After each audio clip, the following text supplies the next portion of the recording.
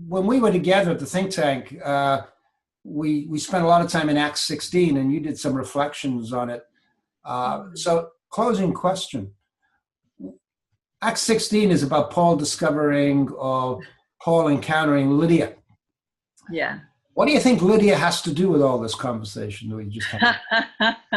Lydia is, for me, the I guess the picture of what I'm kind of attempting to do, really, is this idea of finding Lydia. You know, who are the people who are not going to come to my church or my, you know, who are out there, who God is at work in, who I could kind of meet and see something new happen, you know, in a new way. But Lydia is never going to be what you expect, right? It's so, you know, getting back to Derrida, I'm not an expert on Derrida, but I can remember hearing that he was kind of saying, look, we don't need to synthesize new ideas out of old ones.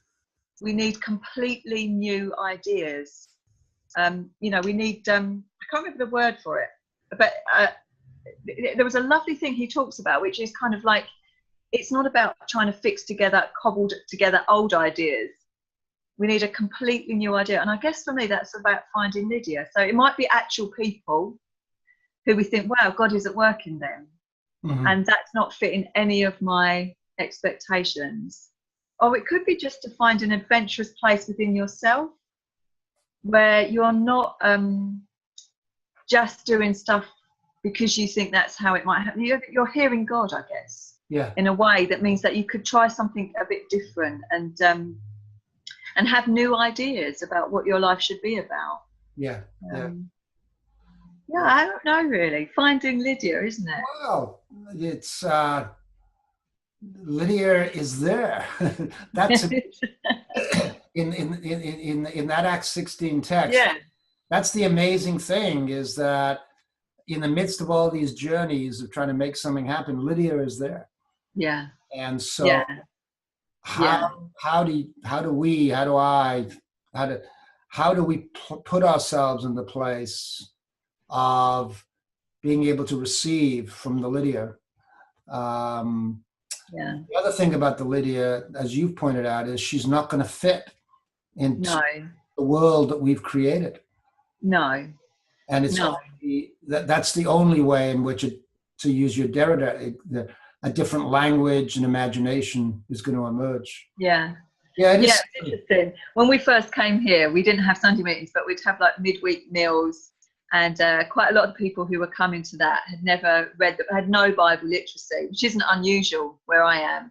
Yeah. And so it'd be kind of like a storytelling thing. So one of the women came one day and said, "Oh, what story are you going to tell us? You know, tell us a story." And it was kind of, it was sweet. It was really naive and sweet. And then I heard her describing to a friend that she'd been to church.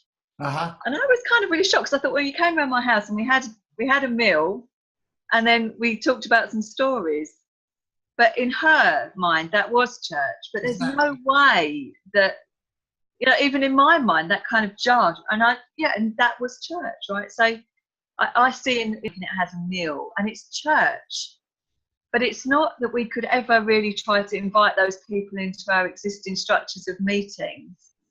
It's just that something else is happening there. That is a really beautiful new idea of what church looks like. But I think that it's easier if you live in a poor area, much easier. And there's the preference for the poor right through this, really. You're going to struggle if you're materialistic yourself, and if you like things neat and you can't handle chaos. You're going to struggle with this new stuff behind the billboard, because my guess is it's going to be with the poor. It's going to be at the margins, and it's going to be chaotic. Yeah.